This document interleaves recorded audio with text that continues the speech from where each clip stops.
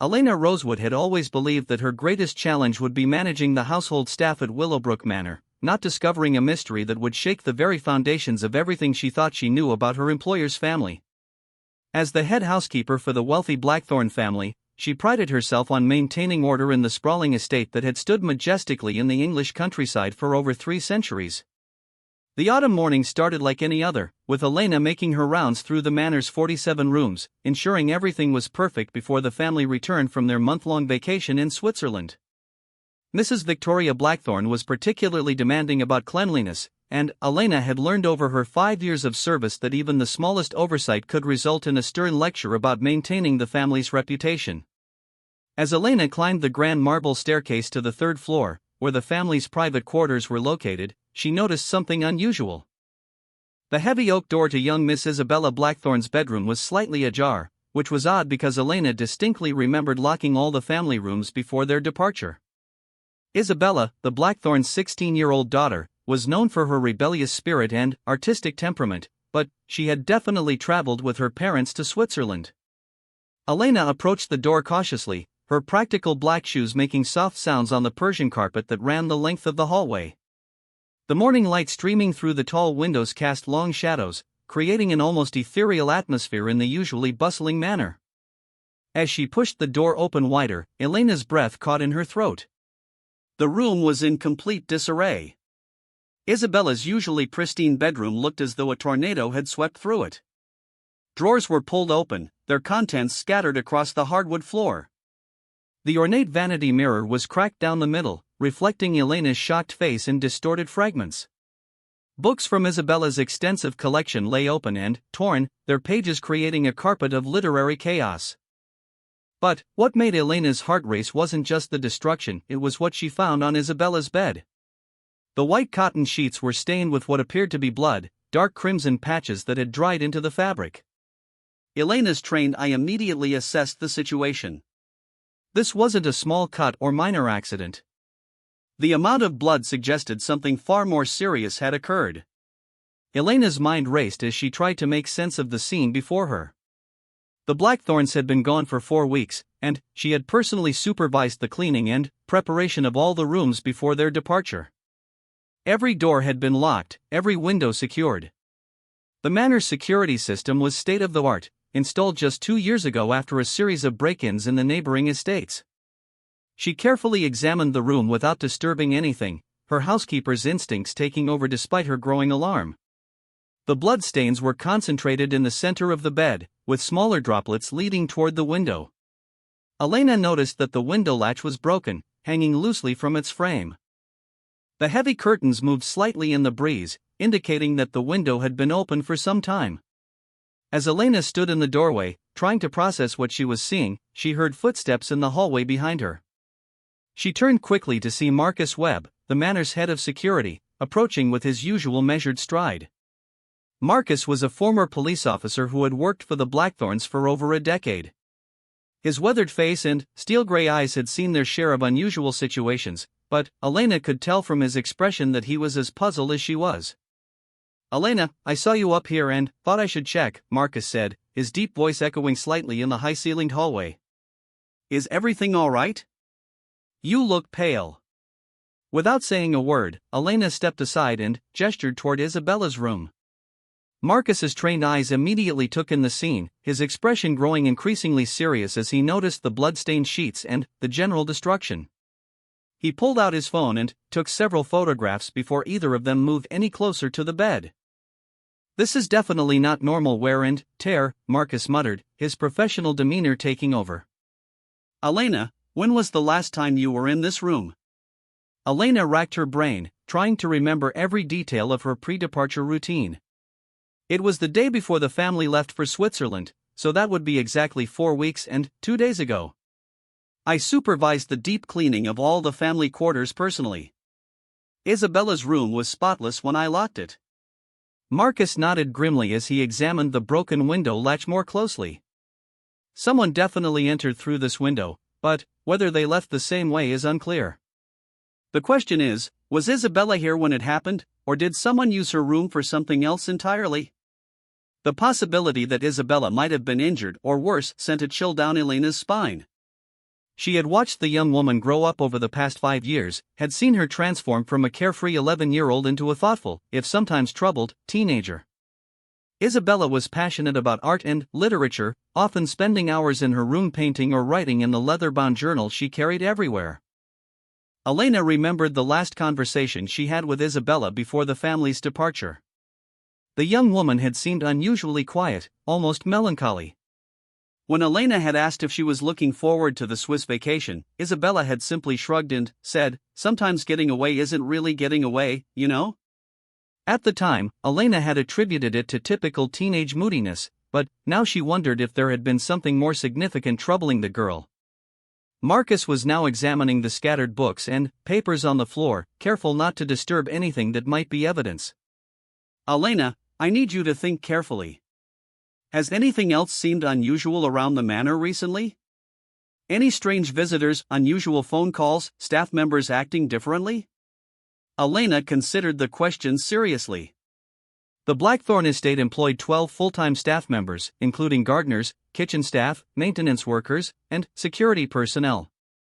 In her position as head housekeeper, Elena interacted with all of them regularly and prided herself on maintaining awareness of any changes in routine or behavior. "Now that you mention it," Elena said slowly, "there was something odd about 3 weeks ago. I found the kitchen door unlocked one morning, even though I was certain I had secured it the night before. Sarah, our night security guard, didn't report anything unusual in her log, but I did notice that someone had been in the pantry. Nothing was missing, but items had been moved around." Marcus made a note in his phone. "Anything else?" "Yes, actually.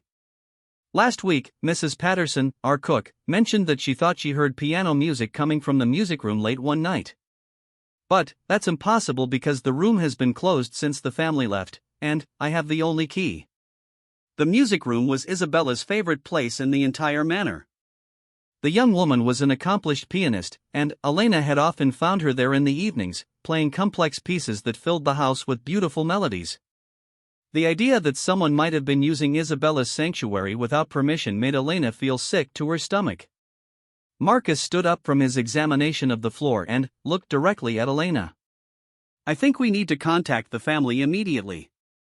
This isn't something we can handle on our own, and if Isabella was involved in whatever happened here, her parents need to know." Elena nodded, though the thought of making that phone call filled her with dread. Victoria Blackthorn was not known for her patience, especially when it came to what she perceived as incompetence from her staff. How do you tell wealthy parents that their daughter's room has been vandalized and, possibly worse, while they trusted you to maintain their home? "There's something else we should consider," Elena said quietly. "What if Isabella wasn't in Switzerland at all?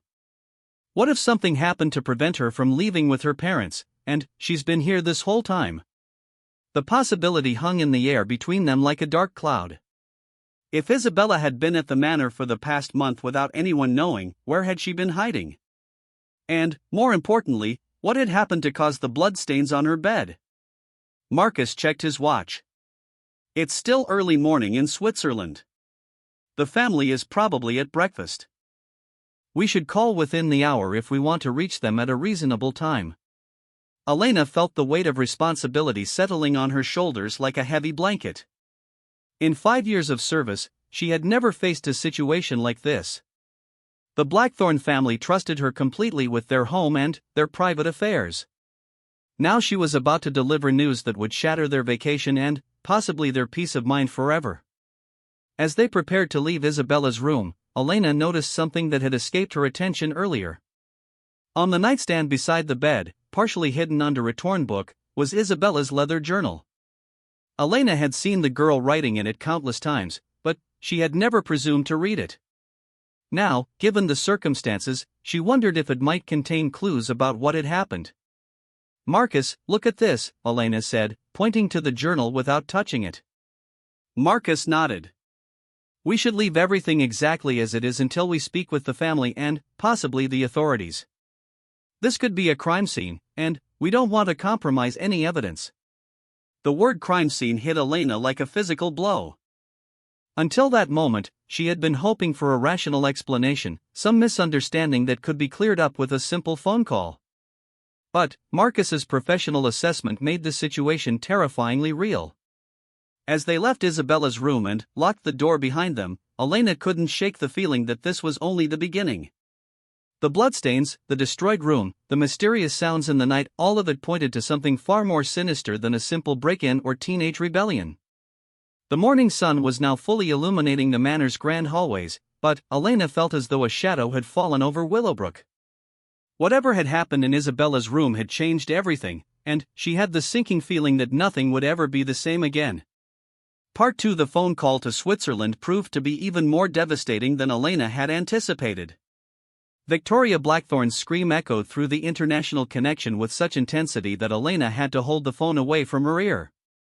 What followed was a torrent of accusations, demands, and barely controlled hysteria that left Elena shaken to her core.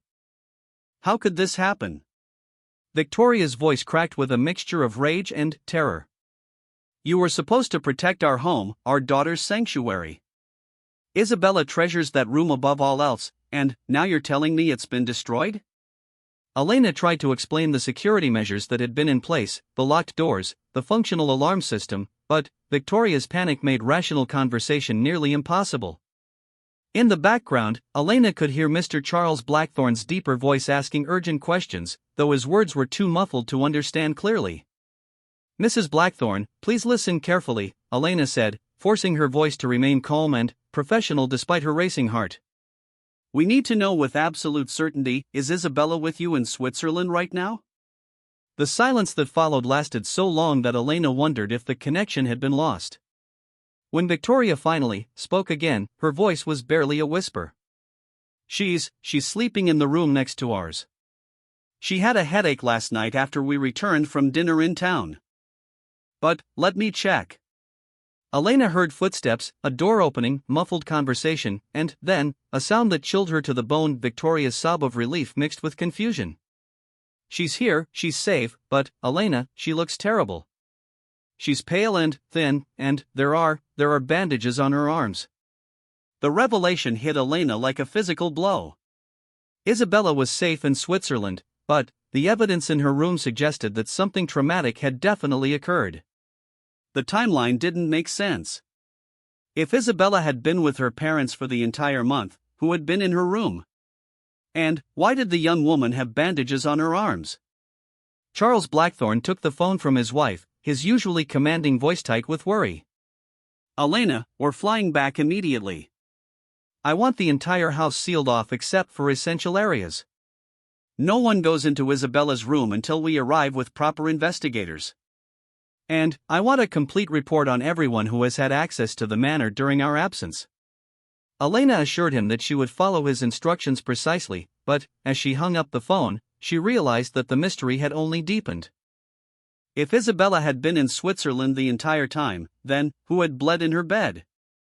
And, what was the significance of the bandages Victoria had mentioned?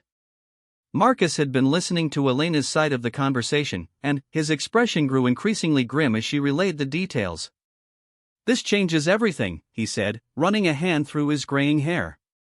If Isabella wasn't here, then someone else was using her room. But why choose her room specifically? And whose blood is on those sheets?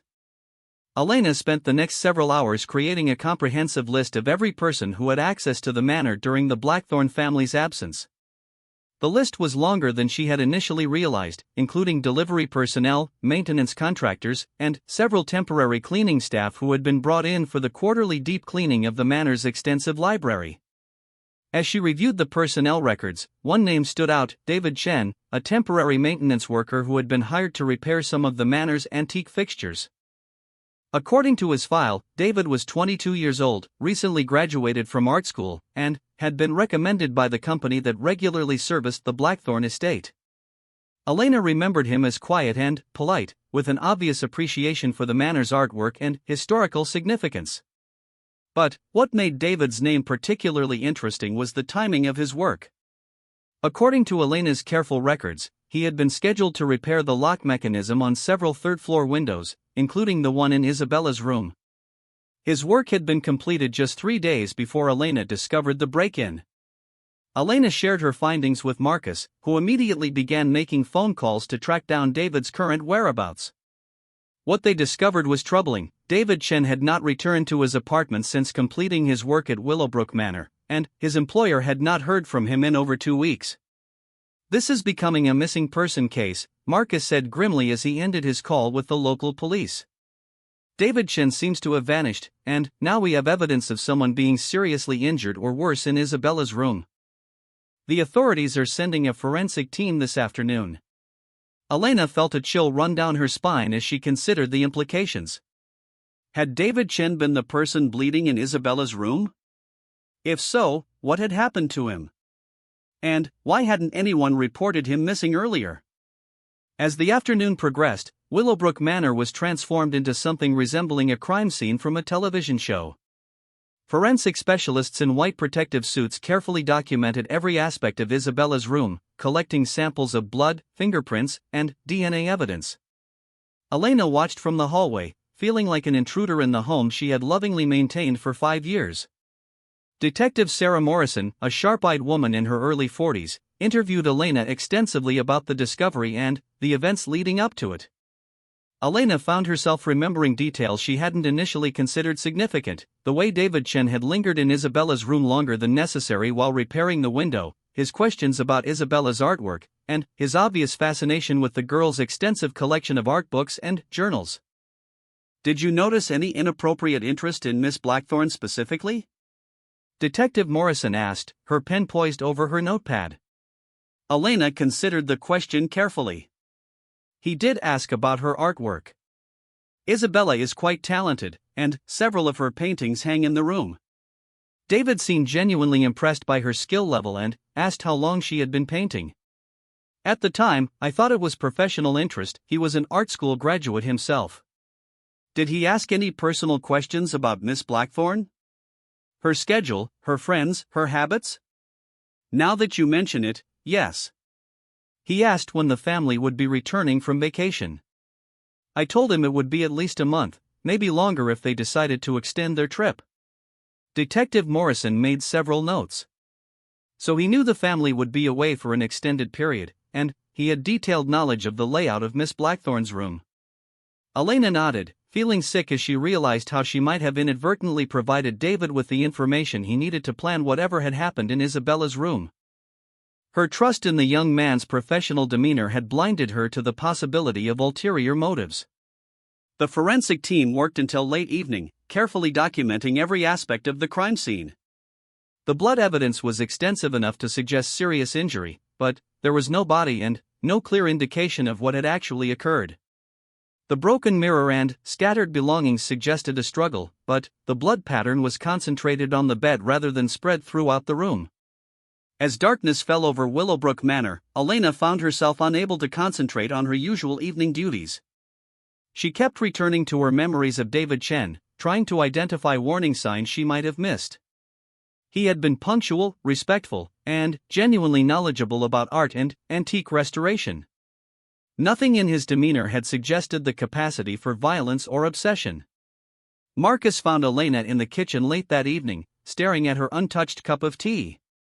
"The forensic team has finished for tonight," he reported.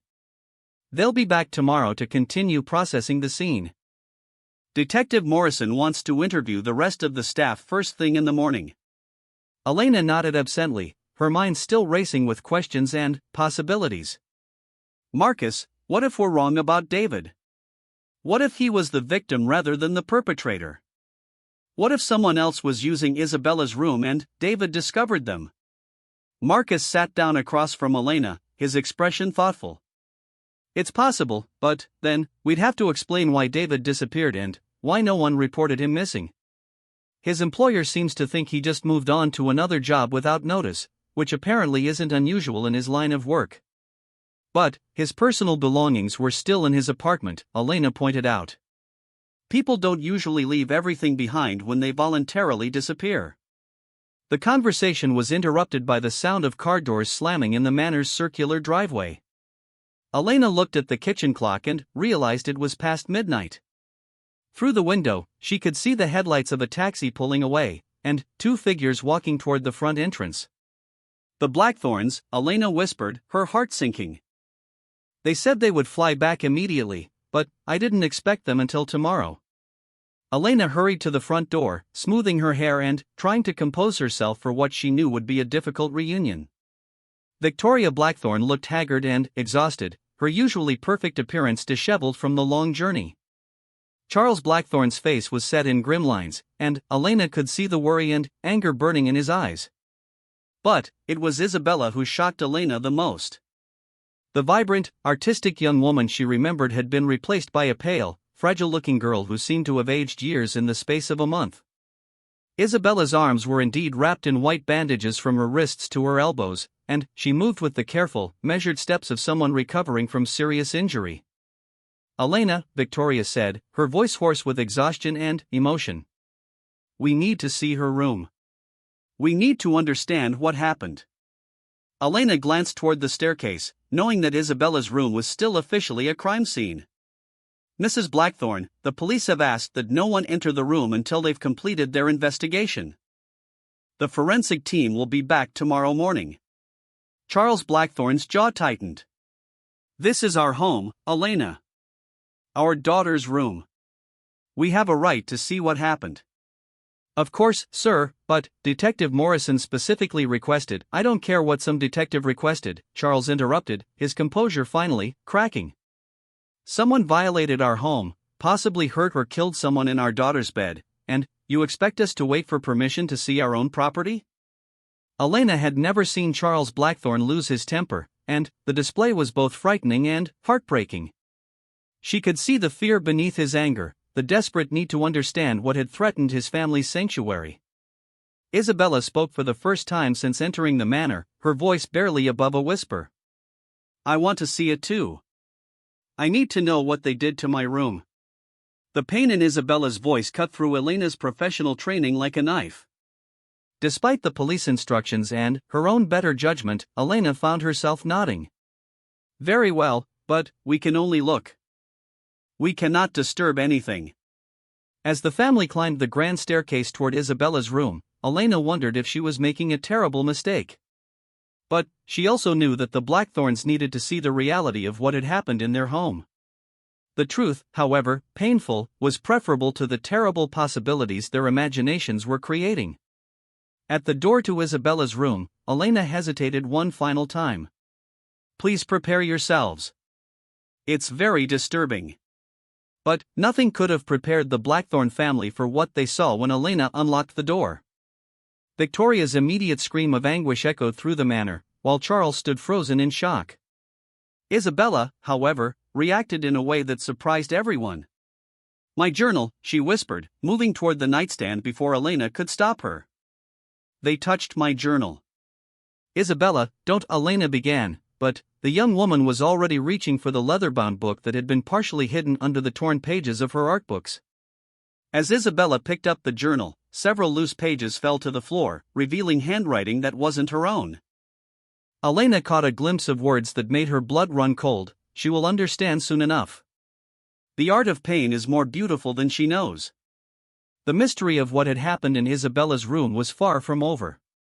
In fact, Elena realized with growing dread, it was just beginning. Part 3: The discovery of the foreign handwriting in Isabella's journal sent shockwaves through the already tense atmosphere at Willowbrook Manor. Detective Morrison arrived within an hour of Elena's emergency call, her professional demeanor barely concealing her frustration at finding the crime scene compromised by the family's late-night visit. "Mr. and Mrs. Blackthorn, I understand your need to see your daughter's room, but evidence may have been contaminated," Detective Morrison said firmly. "The journal and any loose pages need to be processed immediately by our forensics team." Isabella clutched the leather-bound book to her chest, her knuckles white with the intensity of her grip. "This is my private journal. It contains my thoughts, my art ideas, my personal feelings. You can't just take it away." Elena watched the standoff between the detective and the traumatized teenager, feeling helpless as the situation escalated. She had known Isabella since the girl was 11 years old, had watched her pour her heart into that journal countless times. But she also understood the critical importance of the evidence it might contain. "Isabella, sweetheart," Victoria said softly, placing a gentle hand on her daughter's shoulder. The journal might help us understand what happened. The person who wrote those horrible words needs to be found. But what if there are things in here that I don't want anyone else to read? Isabella's voice cracked with emotion. What if there are secrets that have nothing to do with whoever broke into my room? Detective Morrison's expression softened slightly. Miss Blackthorne, I understand your concern about privacy. We'll review only the material that appears to be related to this case.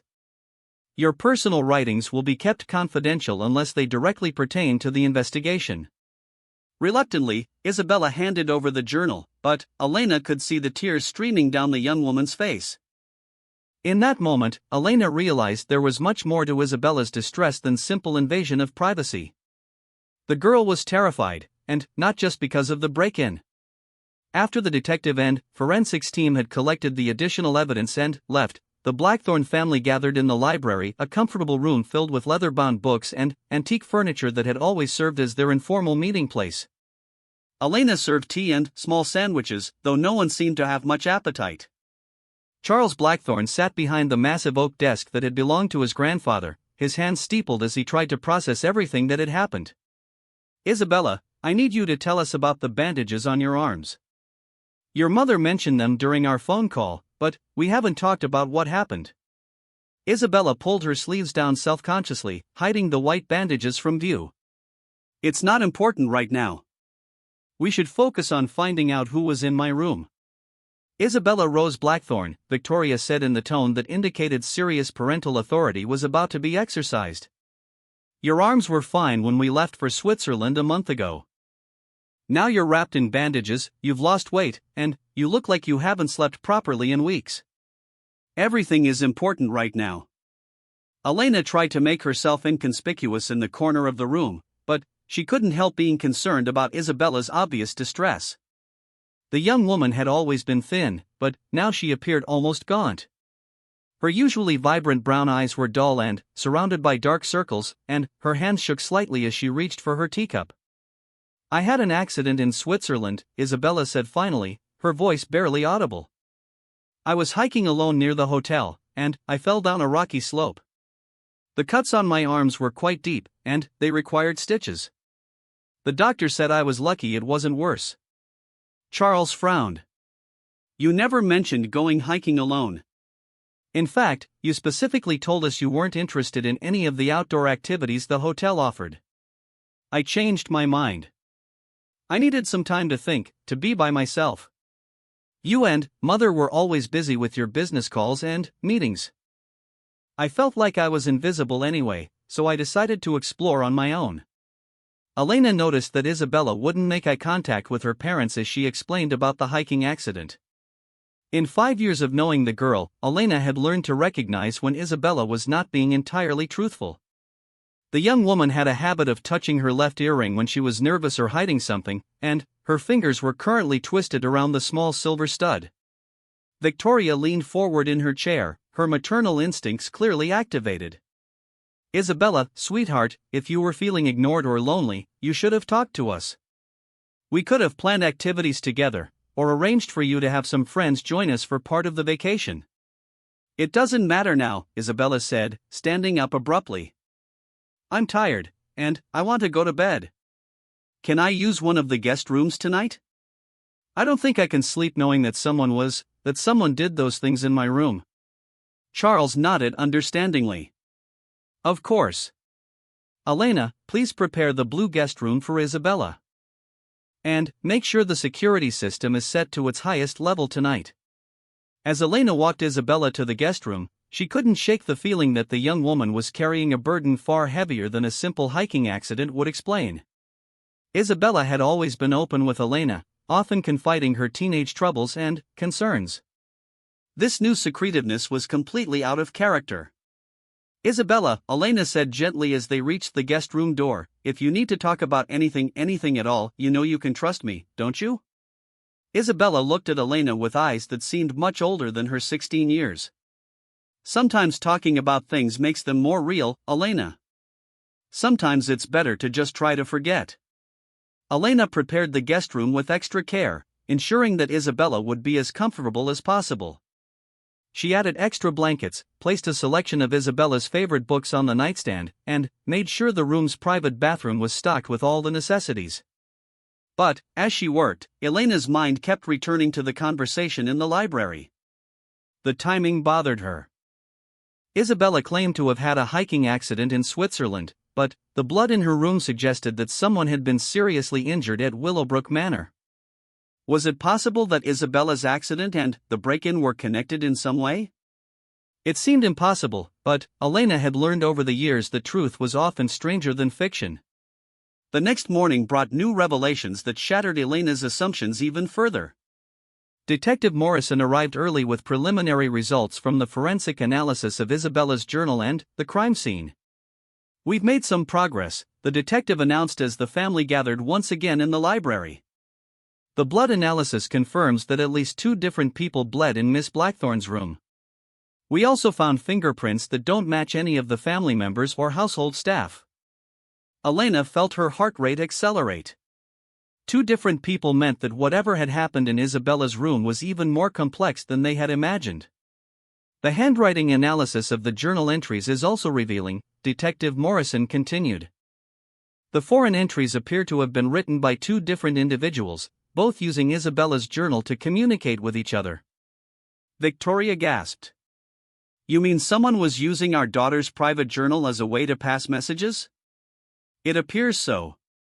The entries are quite disturbing, and they suggest that the individuals were planning something involving Miss Blackthorne specifically. They reference her artwork, her daily routines, and her emotional state in ways that indicate they had been watching her for an extended period." Elena's mind raced as she tried to process this information. If unknown individuals had been watching Isabella and planning something involving her, could the girl's supposed hiking accident in Switzerland actually be related to whatever had been planned for her at home? Charles Blackthorne's face had turned ashen. "Are you saying that our daughter was being stalked? That someone was planning to hurt her?" "We're still analyzing all the evidence, but it's a strong possibility." The journal entries mentioned the collection and refer to Isabella as the perfect subject. There are also references to art and permanent inspiration that suggest the individuals might have been planning to kidnap Miss Blackthorne for some sort of artistic purpose. Elena thought immediately of David Chen, the missing maintenance worker with an art school background. Could he have been involved in this plan? But, if so, who was his accomplice, and what had gone wrong with their scheme?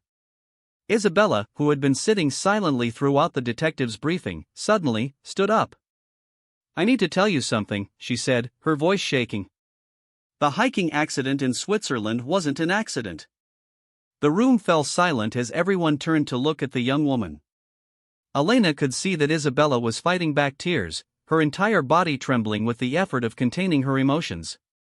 "Isabella, what are you saying?" Victoria whispered. "Someone tried to kidnap me in Switzerland. 2 men cornered me when I was walking alone near the hotel.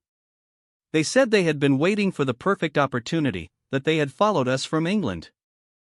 I fought back, and that's how I got the cuts on my arms. They had knives, and I was trying to get away from them." Elena felt the room spinning around her as the implications of Isabella's revelations sank in. The break-in at Willowbrook Manor hadn't been the primary plan, it had been a backup plan when their attempt to kidnap Isabella in Switzerland had failed. "Why didn't you tell us immediately?" Charles demanded, his voice tight with a mixture of anger and terror. "We could have called the police, increased security, done something to protect you. Because they said they knew where I lived, knew my daily routines, knew everything about our family. They said that if I told anyone about what happened, they would hurt you and Mother. I was terrified that reporting it would make things worse." Detective Morrison leaned forward intently. "Miss Blackthorne, can you describe these men? Any details you remember could be crucial to our investigation." Isabella closed her eyes, clearly forcing herself to relive a traumatic memory. One was young, maybe early 20s, with dark hair and kind eyes that didn't match what he was doing. He seemed nervous, like he didn't really want to be there. The other was older, maybe 30s, with blonde hair and cold blue eyes. He was the one who did most of the talking, the one who seemed to be in charge. Elena's heart stopped. The description of the younger man matched David Chen perfectly. But, who was his older accomplice, and how had they learned so much about Isabella and the Blackthorn family's routines? There's something else, Isabella continued, her voice barely a whisper. The younger one called the older one by name. He called him Professor Martin. Detective Morrison made rapid notes in her pad. Professor Martin. That gives us a significant lead. We'll run searches for any Professor Martin with connections to art schools or institutions in the area. As the detective continued gathering information from Isabella, Elena excused herself to check on the household staff and ensure that the manor's security was functioning properly. But her mind was reeling with the realization that Isabella had been living with the knowledge of a kidnapping attempt for weeks, terrified and alone with the secret. Elena also realized that the blood in Isabella's room told a story of violence that had nothing to do with the young woman herself. If the kidnappers had returned to Willowbrook Manor as a backup plan, something had gone terribly wrong. Had they turned on each other? Had one of them been injured or killed by the other? As Elena walked through the manor's familiar hallways, she noticed details she had previously overlooked. The security cameras in the third-floor hallway had been positioned in such a way that someone with detailed knowledge of their coverage could avoid detection while entering Isabella's room. The timing of the break-in coincided with the cleaning staff's day off, when fewer people would be around to notice unusual activity. But, most disturbing of all was Elena's growing realization that someone with inside knowledge had been providing information to the potential kidnappers. Someone who knew Isabella's routines, the family's travel schedule, and the manor's security protocols had been feeding details to the men who had tried to abduct the young woman. Elena felt a chill run down her spine as she considered the possibility that the threat to Isabella and the Blackthorn family was far from over. The failed kidnapping attempt in Switzerland and the bloody evidence in Isabella's room suggested that someone was still out there, still planning, still dangerous. And, worst of all, that someone might still be much closer than any of them realized. Part 4. The revelation that Professor Martin was connected to the art world sent Detective Morrison's investigation in an entirely new direction. Within hours of Isabella's identification, the police had uncovered a disturbing trail of evidence that stretched far beyond Willowbrook Manor. Professor Martin Ashworth was a lecturer at the prestigious London Institute of Fine Arts, specializing in what he called experimental artistic documentation. His academic papers, which Elena found herself reading with growing horror, discussed the concept of using human subjects as living canvases for permanent artistic expression. The papers were published in obscure academic journals and couched in theoretical language, but their implications were chilling.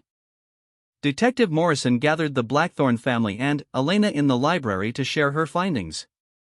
Professor Ashworth has been under investigation by multiple institutions for inappropriate conduct with students. He was dismissed from his previous position at Edinburgh University following allegations of psychological manipulation and boundary violations with young art students. Elena felt sick as she listened to the detective's report. The idea that Isabella had been targeted by someone who viewed human beings as art objects was beyond disturbing. It was monstrous. We've also discovered that David Chen was one of Ashworth's former students, Detective Morrison continued. Chen had been struggling financially since graduation and appears to have been drawn into Ashworth's schemes through a combination of desperation and manipulation. Charles Blackthorn's hands clenched into fists as he processed the information. So this Professor Ashworth was using vulnerable young people to help him stalk and potentially harm other young people? That appears to be the case. We found evidence that Ashworth had been planning what he called a collection of young artists who would become permanent subjects for his experimental work. Isabella was to be the centerpiece of this collection. Elena looked at Isabella, who was curled up in a corner of the sofa, her bandaged arms wrapped around her knees. The young woman looked fragile and terrified, but Elena could also see a spark of anger in her eyes that hadn't been there before. "What happened in my room?" Isabella asked quietly. "Whose blood was on my bed?" Detective Morrison hesitated before answering. "Based on the DNA analysis, we believe that David Chen and Professor Ashworth had a violent confrontation in your room. Chen appears to have suffered significant blood loss from knife wounds, while Ashworth sustained injuries that were likely inflicted during a struggle. David Chen tried to stop him, Isabella said suddenly, her voice growing stronger. In Switzerland, when Professor Ashworth was threatening me, David kept trying to intervene. He didn't want to hurt me. He was scared of the professor, but he tried to protect me. Elena realized that Isabella had been carrying not just the trauma of the kidnapping attempt, but also the complex feelings about David Chen's role in the situation. The young man had been both her potential kidnapper and her protector, creating a psychological burden that would have been overwhelming for anyone, let alone a 16-year-old. Isabella, this is important, Detective Morrison said gently. Can you tell us exactly what happened during the confrontation in Switzerland? Isabella took a deep breath, clearly struggling to relive the traumatic memory. We were staying at the Hotel Alpina in Zermatt. I had been feeling restless and decided to take a walk along one of the easier hiking trails near the hotel. I thought I was alone, but after about 20 minutes, I realized I was being followed. Elena listened intently as Isabella described how the two men had approached her at a secluded bend in the trail. Professor Ashworth had been confident and threatening, explaining that they had been watching her for months and had detailed plans for her future. David Chen had remained quiet at first, but had become increasingly agitated as Ashworth described what he intended to do to Isabella. The professor had photographs, Isabella continued, her voice trembling. Pictures of me at home, at school, even inside Willowbrook Manor. He knew my daily routines, my favorite places to paint, even what time I usually went to bed. It was like he had been living inside my life without me knowing it. Elena felt a chill as she realized the extent of the surveillance that had been conducted. Someone had been watching Isabella with the thoroughness of a professional stalker, documenting her every move and habit. David kept looking at the photographs and getting more upset, Isabella said. He started arguing with the professor, saying that this wasn't what he had agreed to do. The professor got angry and told David that he was weak, that he didn't understand the importance of their artistic mission. What happened next? Detective Morrison prompted gently. David told me to run. He actually stepped between me and the professor and told me to get back to the hotel as fast as I could. The professor pulled out a knife and said that David was ruining everything. I started running, but I could hear them fighting behind me. Elena's heart ached as she imagined the terrified teenager running through the Swiss mountains, not knowing if her unexpected protector would survive the confrontation with his mentor. I fell while I was running, Isabella continued. That's how I really got the cuts on my arms. I was looking back over my shoulder, trying to see if they were following me, and I tripped over a rock and slid down a steep section of the trail. The rocks cut my arms pretty badly, but I was more worried about David than about my injuries. Detective Morrison made careful notes as Isabella continued her account. When I got back to the hotel, I was covered in blood and obviously traumatized. My parents were terrified, and I had to make up the story about a hiking accident because I was afraid that telling the truth would put everyone in danger. Victoria reached over and took Isabella's hand. Sweetheart, I wish you had trusted us. We could have protected you. The professor said he knew everything about our family, our home, our schedules. He said that if I told anyone, he would hurt you and Father. I was terrified that involving the police would make things worse. Elena understood Isabella's fear, but she also realized that the young woman's silence had allowed Ashworth and Chen to return to England and attempt their backup plan at Willowbrook Manor. What we believe happened, Detective Morrison explained, is that David Chen and Professor Ashworth returned to England after the failed kidnapping attempt. Ashworth was furious that his plan had been disrupted, and he blamed Chen for allowing Isabella to escape. So they came to my room to what, punish David? Isabella asked. We think Ashworth brought Chen to your room as a form of psychological torture, to show him what he had cost them by protecting you. The room represented everything Ashworth had planned to take from you, your privacy, your sanctuary, your sense of safety. Elena thought about the destroyed artwork, the broken mirror, the scattered books. It wasn't random vandalism, it was a deliberate destruction of everything that made Isabella's room a reflection of her personality and creativity. The blood evidence suggests that Ashworth attacked Chen in your room, possibly as punishment for his betrayal. But Chen fought back more effectively than Ashworth expected. Both men were seriously injured in the struggle. Where are they now? Charles demanded. Are they still a threat to my daughter? Detective Morrison's expression grew grim. David Chen was found yesterday evening in a London hospital, suffering from severe blood loss and stab wounds. He's in critical condition, but he's expected to survive. Professor Ashworth, however, remains at large. The news that Ashworth was still free sent a wave of fear through the room. Elena could see Isabella shrink back into the sofa cushions, her face pale with terror. We have a nationwide alert out for Ashworth, Detective Morrison continued. His photograph has been distributed to all law enforcement agencies, and we're monitoring his known associates and previous addresses. But I need to be honest with you, men like Ashworth often have backup plans and hidden resources. Until he's in custody, we must assume that Isabella remains in danger. Charles stood up abruptly, his face flushed with anger and determination. Then, we're not staying here. We'll go somewhere safe, somewhere he can't find us. Actually, Mr. Blackthorne, we'd prefer that you remain at Willowbrook Manor for now. We've arranged for additional security, and this is a controlled environment where we can better protect your family. If you disappear, it becomes much harder for us to ensure Isabella's safety. Elena watched as the family grappled with the reality of their situation. Their beautiful, historic home had become both a crime scene and a fortress. The place that had always represented security and tradition was now the center of a nightmare that seemed to have no end. There's something else we need to discuss, Detective Morrison said. David Chen regained consciousness briefly yesterday, and he was able to provide some additional information about Ashworth's plans. Isabella leaned forward, her expression intense. What did he say? He confirmed that Ashworth has other potential victims identified. Isabella was to be the first in what he called his collection, but not the only one. Chen provided us with names of 3 other young women who Ashworth had been researching. Elena felt her blood run cold.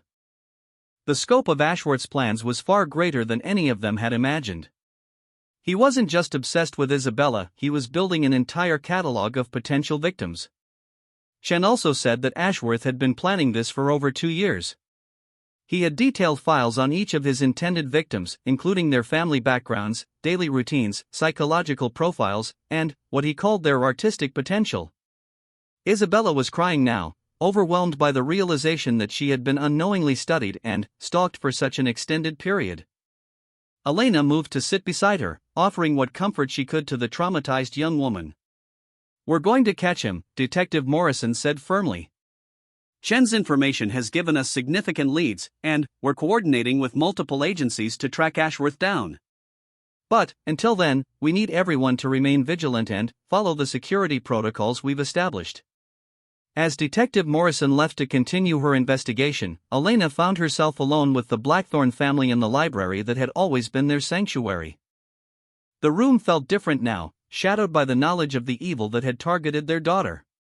Elena, Charles said quietly, I need you to understand that none of this is your fault. You couldn't have known that David Chen had ulterior motives, and you followed all the proper security procedures. Elena appreciated his words, but she couldn't shake the feeling that she should have seen the warning signs. Her job was to protect the family's home and privacy, and she had failed in that fundamental responsibility. What matters now, Victoria said, is keeping Isabella safe and helping her heal from this trauma. Isabella looked up at her parents and Elena, her eyes still filled with tears but also with a determination that reminded Elena of the strong young woman she knew Isabella could become. I want to help catch him, Isabella said firmly. I want to make sure he can't do this to anyone else. Elena realized that despite everything she had endured, Isabella was ready to fight back against the monster who had tried to steal her life. The young woman's courage in the face of such terror was both inspiring and heartbreaking. But Elena also knew that their ordeal was far from over. Professor Ashworth was still out there, still planning, still dangerous. And, until he was caught, none of them would be truly safe. Part 5. 3 weeks after Isabella's revelation about the kidnapping attempt in Switzerland, Willowbrook Manor had been transformed into something resembling a fortress. Additional security cameras monitored every entrance and hallway, armed guards patrolled the grounds around the clock, and Elena had adapted her routines to accommodate the constant presence of law enforcement personnel. Detective Morrison had become a regular fixture at the manor, coordinating with international authorities as the investigation expanded beyond England. Professor Ashworth's network of potential victims had grown to include young women in 5 different countries, and evidence suggested that Isabella's case was part of a much larger criminal enterprise. Elena found herself serving tea to plainclothes officers, preparing guest rooms for visiting investigators, and maintaining a sense of normalcy for the Blackthorne family despite the extraordinary circumstances. Isabella had shown remarkable resilience, working with police sketch artists and psychological profilers to help build a comprehensive picture of Ashworth's methods and motivations. He was obsessed with what he called permanent art, Isabella explained during one of her sessions with Detective Morrison. He believed that traditional art was temporary and meaningless because it could be destroyed or forgotten. But if he could transform living people into art, make them part of his permanent collection, then his work would be truly immortal. Elena listened from the kitchen as Isabella described Ashworth's twisted philosophy, her heart aching for the young woman who had been forced to confront such evil. But she was also proud of Isabella's strength and her determination to help prevent other young women from becoming victims. The breakthrough in the case came from an unexpected source. David Chen, still recovering from his injuries but determined to help stop his former mentor, had provided investigators with access to Ashworth's hidden files. The information revealed a network of accomplices, safe houses, and potential victims that stretched across Europe. Ashworth had been planning this for over 5 years, Detective Morrison explained to the family during one of her regular briefings. He identified potential victims through art schools, online galleries, and social media platforms. He would research them extensively, sometimes for months, before making any direct contact. Elena was horrified to learn that Isabella's artwork, which she had innocently posted on social media platforms to share with friends, had been what initially attracted Ashworth's attention. The young woman's talent and creativity, which should have been celebrated and nurtured, had instead made her a target for a predator. "We've identified 47 potential victims across 5 countries," Detective Morrison continued. Most of them had no idea they were being watched. Ashworth was extraordinarily careful to avoid detection while he conducted his research. Charles Blackthorne's face was grim as he processed the scope of Ashworth's operation. How many other people were involved in this network? At least 12 accomplices that we've identified so far, though most of them were manipulated into participation the same way David Chen was. Ashworth was skilled at identifying vulnerable individuals and exploiting their financial or emotional needs. Elena thought about David Chen, still hospitalized but cooperating fully with the investigation. The young man had been a victim almost as much as Isabella, drawn into Ashworth's web through a combination of desperation and psychological manipulation. The investigation took a dramatic turn when authorities in France arrested one of Ashworth's accomplices, a woman named Marie Dubois who had been running what she called an alternative art therapy program for troubled teenagers. Her facility had been a front for identifying and grooming potential victims for Ashworth's collection. "Marie Dubois has agreed to cooperate with our investigation in exchange for a reduced sentence," Detective Morrison announced. "She's provided us with information about Ashworth's current location and his immediate plans." Elena felt her heart race as she realized that they might finally be close to capturing the monster who had terrorized Isabella and so many other young women. "Ashworth is currently in a remote facility in the Scottish Highlands," Detective Morrison continued. "It's an abandoned art retreat center that he purchased under a false name several years ago. We believe he's using it as his primary base of operations." Isabella leaned forward intently. "Are there other victims there now?" "We believe so." Marie Dubois indicated that Ashworth had been preparing the facility for what he called the final phase of his artistic vision. She wasn't specific about how many victims might be there, but she suggested it was more than one.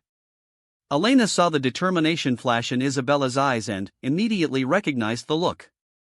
It was the same expression the young woman got when she was working on a particularly challenging piece of art, focused, intense, and absolutely committed to seeing it through to completion. "I want to help with the rescue operation," Isabella said firmly.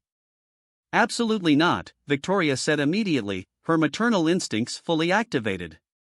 Isabella, you've been through enough trauma. You're not putting yourself in danger again. But, I'm the only one who knows exactly what Ashworth looks like, how he talks, how he moves. I could help identify him from a distance, make sure the rescue teams don't accidentally let him escape. Detective Morrison considered Isabella's proposal carefully. Miss Blackthorne, I understand your desire to help, but your mother is right. This operation will be extremely dangerous, and civilians cannot be involved directly. Then, what if I helped from a command center? Somewhere safe but where I could provide identification support through video feeds or photographs? Elena could see the internal struggle playing out on Detective Morrison's face. Isabella's offer had genuine merit. Her intimate knowledge of Ashworth's appearance and behavior could be invaluable during the rescue operation. But the risks of involving a traumatized teenager in an active police operation were enormous. Let me discuss it with my supervisors, Detective Morrison said finally. If we can find a way for you to contribute safely, we'll consider it. Over the next 48 hours, Willowbrook Manor became an informal command center for the international operation to rescue Ashworth's victims and capture the professor himself. Elena found herself coordinating logistics for teams of investigators from multiple countries, while the Blackthorne family waited anxiously for news from Scotland. Isabella had been given permission to participate in the operation through a secure video link from the Manor's library. She would be able to see live feeds from the rescue teams and provide real-time identification assistance without leaving the safety of her home. Elena prepared sandwiches and coffee for the technical team that had set up the communication equipment, but her attention was focused on Isabella. The young woman sat calmly before multiple screens, wearing a headset that connected her directly to the tactical teams preparing to raid Ashworth's facility. "This is Alpha Team Leader," a voice crackled through the speakers. Miss Blackthorne, can you confirm that the individual visible in the north window matches your description of Professor Ashworth? Isabella studied the grainy video feed intently. Yes, that's definitely him. He's wearing the same type of dark sweater he had on in Switzerland, and you can see the way he gestures with his left hand when he's talking. That's Professor Ashworth. Elena felt a chill as she realized that Ashworth was indeed at the facility, possibly with multiple victims under his control. The months of investigation and preparation were about to culminate in a confrontation that would determine the fate of everyone involved. We've identified 4 potential victims inside the facility, another voice reported. 3 females and 1 male, all appearing to be in their late teens or early 20s. They appear to be restrained but alive. Isabella closed her eyes and took a deep breath. Elena could see the emotional toll that the operation was taking on the young woman, but she could also see Isabella's determination to see it through to the end. The raid itself happened quickly. Elena watched on the screens as tactical teams surrounded the facility and moved in with professional precision. Ashworth attempted to flee through a rear exit but was captured within minutes of the initial breach. "We have Ashworth in custody," the team leader announced. All 4 victims are alive and receiving medical attention. The facility contained extensive documentation of Ashworth's activities, including detailed files on dozens of potential victims. Isabella removed her headset and sat back in her chair, tears streaming down her face. But Elena could see that these were tears of relief and triumph rather than fear or sadness. "It's over," Isabella whispered. "He can't hurt anyone else now." Detective Morrison, who had been coordinating the operation from London, called to congratulate Isabella on her crucial assistance. "Miss Blackthorne, your identification of Ashworth was instrumental in ensuring that we captured the right person without any casualties. You should be proud of your contribution to this operation." Elena watched as the Blackthorne family embraced, their relief and gratitude overwhelming after months of fear and uncertainty. The nightmare that had begun with blood-stained sheets in Isabella's bedroom was finally coming to an end. In the days that followed Ashworth's capture, Elena gradually began to restore Willowbrook Manor to its former peaceful state. The security teams departed, the communication equipment was removed, and the family slowly began to return to their normal routines. Isabella's bedroom was completely redecorated according to her specifications. The young woman had decided that she didn't want to preserve any reminders of what had happened. choosing instead to create a completely new space that reflected her growth and resilience. "I want it to be bright and welcoming," Isabella told Elena as they planned the renovation. "I want it to be a place where I can create new art and new memories, not a place haunted by what someone else tried to do to me." Elena worked with interior designers and craftsmen to create a space that was both beautiful and healing. The room was painted in warm, sunny colors, furnished with comfortable seating areas for reading and art projects, and filled with Isabella's new paintings, works that reflected her journey from victim to survivor. 3 months after Ashworth's arrest, Elena received a letter that she would treasure for the rest of her life. It was from David Chen, who had made a full recovery from his injuries and was working with authorities to help convict Ashworth and his accomplices. "Dear Mrs. Rosewood," the letter read, "I wanted to thank you for the care you showed to all of us during that terrible time. I know that my actions brought danger to Isabella and your household, and I will regret that for the rest of my life. But I also want you to know that Isabella's courage and kindness gave me the strength to do the right thing in the end. Please tell her that she saved my life as much as I tried to save hers." Elena shared the letter with Isabella, who read it with tears in her eyes. "He was a victim too," Isabella said quietly. "Professor Ashworth destroyed so many lives, not just his intended targets." Elena nodded, understanding that Isabella's capacity for empathy and forgiveness was part of what made her such a remarkable young woman. The trauma she had endured had not diminished her humanity; if anything, it had deepened her understanding of both suffering and resilience. Isabella returned to school in the fall with a new sense of purpose.